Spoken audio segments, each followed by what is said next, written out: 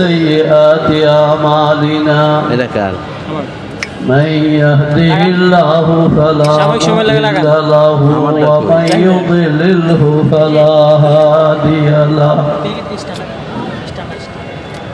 ونشهد أن لا إله إلا الله وحده لا شريك له ونشهد أن محمدا عبده ورسوله أرسله الله تعالى إلى كافة الناس بشيرا ونذيرا وداعيا إلى الله بإذنه وسراجا منيرا اللهم صل على محمد وعلى آل محمد كلما ذكره الذاكرون وكلما غفل عن ذكره الغافلون أما بعد فأعوذ بالله من الشيطان الرجيم بسم الله الرحمن الرحيم إنا نحن نزلنا الذكر وإنا له لحافظون وقال رسول الله صلى الله عليه وسلم من قرأ القرآن فاستظهره فأحل حلاله وحرم حرامه أدخله الله الجنة وشفعه في عشرة من أهل بيته كلهم قد وجبت له النار صدق الله العظيم وصدق رسوله النبي الكريم ونحن على ذلك لمن الشاهدين والشاكرين والحمد لله رب العالمين قابل احترام علماء کرام সম্মানিত বিরাদরান ইসলাম পর্দানশী মা বোনেরা আল্লাহ রাব্বুল আলামিনের সবচেয়ে বড় দামি কিতাব সবচেয়ে বড় উম্মতে মুহাম্মদিয়া সাল্লাল্লাহু দামি বানানোর জন্য কিতাব আল্লাহ নাযিল করেছেন কোরআনে। আল্লাহ নিজে ইরশাদ করেন কোরআন আমি নাযিল করছি, কোরআনকে আমি নিজেই সংরক্ষণ করব। তবে কোরআন সংরক্ষণ করার জন্য আল্লাহ রাব্বুল আলামিন কিছু মুসলমানের সন্তানের অন্তরকে আল্লাহ নির্বাচন করেন। যাদের সন্তান কোরআনের হাফেজ আলেম হয়েছে তাদের বড় সুনসিব। আল্লাহর হাবিব ইরশাদ করেন যে ব্যক্তি কোরআন পড়ল, কোরআনের হালাল হারাম মানিয়ে চলল, তাকে তো আল্লাহ তাআলা জান্নাত দান করবেন। তার সুহৃদের কারণে পরিবারের এমন 10 জনকে আল্লাহ তাআলা জান্নাত দান করবেন যাদের জন্য জাহান্নাম ওয়াজিব হয়ে গেছে। তার সুহৃদের অধিকারে, তার সুহৃদের কারণে 10 জন ব্যক্তিকে আল্লাহ তাআলা পরিপূর্ণভাবে জাহান্নাম থেকে মুক্তি দিয়ে জান্নাত দান করবেন। এই কোরআন আল্লাহ রাব্বুল আলামিন আল্লাহর হাবিবের উপর নাযিল করেছেন। কোরআনের মধ্যে বড় আসর আছে, অ্যাকশন আছে, কিন্তু আমরা বুঝি না। আল্লাহর হাবিব সাল্লাল্লাহু আলাইহি ওয়াসাল্লামের কাছে একবার হাবশা থেকে একটা বড় জামাত আসছে, আসে বলেন হুজুর আমরা একটু কোরআন শুনতে চাই। হুজুর বলেন যে কোরআন শুনলে তোমাদেরকে কি লাভ হবে আমার, তোমরা তো মুসলমান নয়। হুজুরকে বলেন যে ইয়া রাসূলুল্লাহ সাল্লাল্লাহু আলাইহি ওয়াসাল্লাম আমরা আপনার কাছ থেকে কোরআন শোনার জন্য এসেছি, যদি আপনি কোরআন শোনান আমরা আল্লাহর কালামকে বুঝতে পারি, আমরা আপনাকে ওয়াদা দিচ্ছি আমরা মুসলমান হব। রাসূল সাল্লাল্লাহু আলাইহি ওয়াসাল্লাম সূরা ইয়াসিন তেলাওয়াত শুরু করলেন। যখন নবীজি সূরা ইয়াসিন তেলাওয়াত করতেছে তাদের চোখের পানি দিয়ে বুক ভাসায় ফেলতেছে, অথচ তারা এখনো মুসলমান হয় নাই। তারপরেও কোরআনের এমন অ্যাকশন, এমন আসর তাদের মধ্যে পড়ছে, তাদের চোখ দিয়ে অটোমেটিক পানি বের হচ্ছে। নবীজি সূরা ইয়াসিন তেলাওয়াত শেষ করার সাথে সাথে সবাই নবীজির হাতে হাত দিয়ে কলমা পড়ছে, লা ইলাহা ইল্লাল্লাহু মুহাম্মাদুর রাসূলুল্লাহ সাল্লাল্লাহু আলাইহি ওয়াসাল্লাম। নবীজির হাতে হাত দিয়ে কলমা পড়িয়ে মুসলমান হয়ে গেছে। আল্লাহর হাবিব সাল্লাল্লাহু আলাইহি ওয়াসাল্লাম একবার সাহাবায়ে কেরামের মধ্যে ঘোষণা করলেন, আমি তোমাদেরকে সূরা নজমটা তেলাওয়াত করে শোনাবো। নবী যেমন, নবীজির তেলাওয়াত তো তেমন। নবীজির তেলাওয়াত শোনার জন্য সাহাবায়ে কেরামরা দলে দলে বিভিন্ন জায়গার থেকে আসিয়া সমবেত হয়েছে, জমা হয়েছে। সব সাহাবায়ে কেরামরা জমা হয়েছে, সমবেত হয়েছে। কিছু কাফের অমুসলিম তারা মুসলমানদের জমায়েত দেখিয়ে পাশে দাঁড়াইছে শুধু তামাশা দেখার জন্য। সূরা নজমের মধ্যে একটা আয়াতে সজিদা আছে। আল্লাহর হাবিব সাল্লাল্লাহু আলাইহি ওয়াসাল্লাম যখন তেলাওয়াত করতে করতে সজিদার আয়াত পর্যন্ত গেছেন, সজিদার আয়াতটা তেলাওয়াত করিয়ে সঙ্গে সঙ্গে নবীজি সজিদার মধ্যে গেছেন। নবী যখন সজিদার মধ্যে গেছেন, সমস্ত মুসলমানরাও সজিদার মধ্যে গেছেন। পাশে যারা কাফের ছিল তারা আর নিজকে নিজে ধরে রাখতে পারে নাই, তারাও সজিদার মধ্যে গেছে।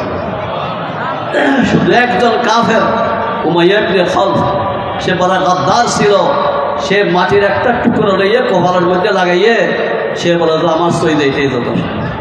এই ছাড়া হাজার হাজার কাফের সেদিন সমবেত হয়েছিল। সবাই কোরআনের আকর্ষণে, নবীদের তেলাওয়াতের আকর্ষণে সহিদের মধ্যে গেছে। ক্রমান্বয়ে সবাই ইসলাম গ্রহণ করিয়া মুসলমান হয়ে গেছে, সবাই জান্নাতি মেহমান হয়ে গেছে। কোরআন তেলাওয়াতের মধ্যে একটা আসর আছে, আমরা বুঝি না।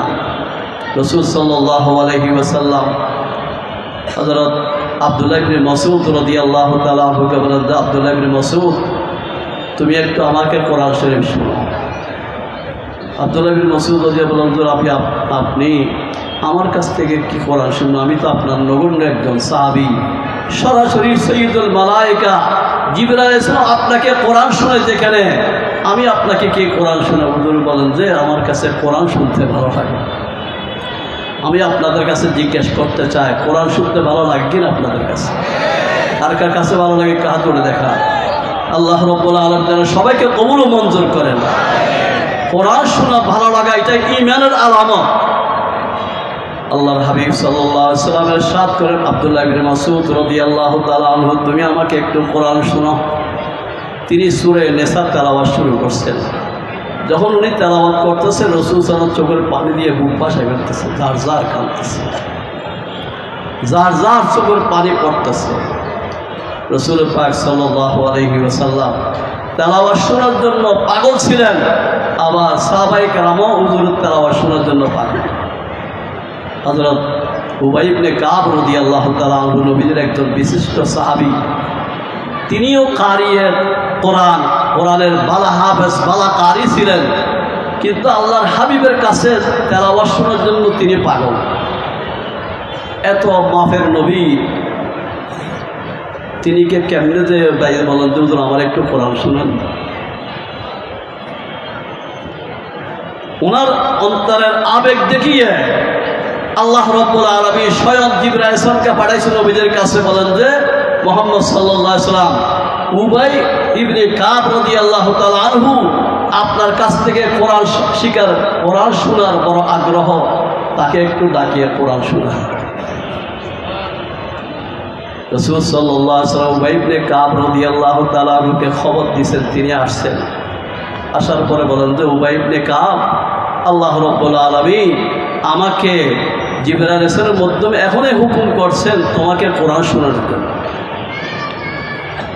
উবাই ইবনে কাব বলেন যে ইয়া রাসূলুল্লাহ সাল্লাল্লাহু আলাইহি ওয়াসাল্লাম, আল্লাহ কি আমার নাম নিয়ে বলছেন? হুজুরে বলেন যে আল্লাহ তোমার নাম নিয়ে বলছেন।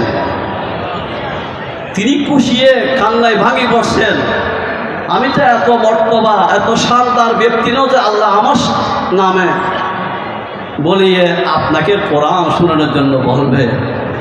ইয়া রাসূলুল্লাহ সাল্লাল্লাহু আলাইহি ওয়াসাল্লাম আসলে আমার কাছে বহুদিন পর্যন্ত আপনার কাছ থেকে কোরআন শোনার আবেগ, এটা রব্বে করিমের কাছে আবেদন করছি বারবার। সেজন্য আল্লাহ রব্বুল আলামিন আমাকে কোরআন শোনানোর জন্য বলছে। রাসূল সাল্লাল্লাহু আলাইহি ওয়াসাল্লামকে সংক্ষেপে শুনে দিলে চলবে না, অল্প করে শুনাইলে চলবে না। সেখানে একটা সূরার নাম উল্লেখ করে দিয়েছেন, সূরা লাম ইয়াকুনিল্লাযীনা কাফারু। মোটামুটি লম্বা সূরা, শর্টকাটও সূরা তো আছে, এক আয়াত দুই আয়াত হইতে পারে না, লম্বা একটা সূরা, সূরা লাম ইয়াকুনিল্লাযীনা কাফারু। এটা শোনানোর জন্য বলে দিয়েছে। রাসূল পাক সাল্লাল্লাহু আলাইহি ওয়াসাল্লামের কাছে একজন সাহাবী আসছে, তিনি অন্ধ জন্মগত, আব্দুল্লাহ ইবনে উম্মে মাকতুম রাদিয়াল্লাহু তাআলা আনহু। তিনি আসিয়া রাসূল সাল্লাল্লাহু আলাইহি ওয়াসাল্লামের কাছে এক জায়গায় বসিয়ে বারবার বলতেছেন, ইয়া রাসূলুল্লাহ আল্লিমনি মিম্মা আল্লামাকাল্লাহ। ইয়া রাসূল সাল্লাল্লাহু আলাইহি ওয়াসাল্লাম, যে কোরআনের তালিম আল্লাহ তাআলা আপনাকে দিয়েছেন, সে কোরআনের কিছু তালিম আমাকে দান করেন।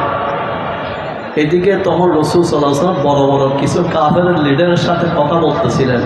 আবু জেহেল, উতবা, শাইবার মতো বড় বড় কিছু লিডার আসছে কাফের, তাদের সাথে নবীজি একটু কথা বলতেছিলেন। আব্দুল্লাহ ইবনে মাকতুম রাদিয়াল্লাহু তাআলা আনহু হুজুরের ব্যস্ততা বুঝতেছেন, উনি তো অন্ধ জন্মগত। তো ওনার কথার কারণে ওনাকে নবীজি কোনো কিছুই বলেন নাই, কিন্তু যাদের লয়ে কথা বলতেছেন তাদেরকে লইয়ে নবীজি একটু সামান্য সরে গেছেন, যেন ওনার কথার কারণে এদের সাথে কথা বলার মধ্যে আঘাত সৃষ্টি না হয়। নবীজি চিন্তা করছেন, এত বড় বড় কাফেরের লিডার যদি আমি বলিয়ে বুঝাইয়ে একজনকে মুসলমান বানাইতে পারি, তার আন্ডারে হাজার লক্ষ মানুষ আছে, তারাও মুসলমান হয়ে যাবে। নবীজি এই চিন্তায় তাদেরকে বুঝাইতেছিলেন দ্বীনের ব্যাপারে, হুজুরের দাওয়াত দিতেছিলেন। আর আব্দুল্লাহ ইবনে উম্মে মাকতুম রাদিয়াল্লাহু তাআলা আনহু বারবার বলতেছিলেন, ইয়া রাসূলুল্লাহ আল্লিমনি মিম্মা আল্লামাকাল্লাহ।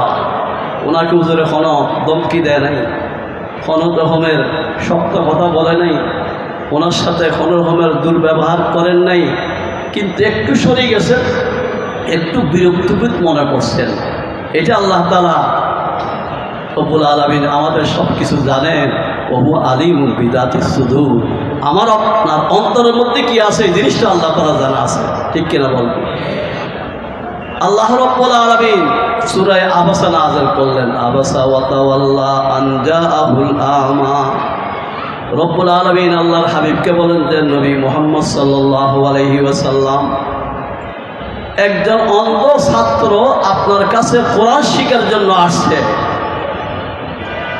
তার কথা শুনিয়ে আপনার চকুর বড়কে একটু সংকুচিত করছেন, একটু সামান্য বিরক্তভাব দেখাইছেন, এটা ঠিক করেননি। রাসূল সাল্লাল্লাহু আলাইহি ওয়াসাল্লামের কাছে জিবরাইল আলাইহিস সালাম আসিয়া যখন এই আয়াত শুনাই দিলেন, তাড়াতাড়ি তাদেরকে কাফেরদের বিদায় করিয়ে আব্দুল্লাহ ইবনে উম্মে মাকতুম রাদিয়াল্লাহু তাআলা আনহুকে আহলান সাহলান জানাইয়ে তাকে সম্মান প্রদর্শন করিয়ে নবীজি কোরআনের তালিম দিয়েছেন। আল্লাহ রাব্বুল আলামিন কোরআনের তালিম ওনাদেরকে বেশি পছন্দ করেন।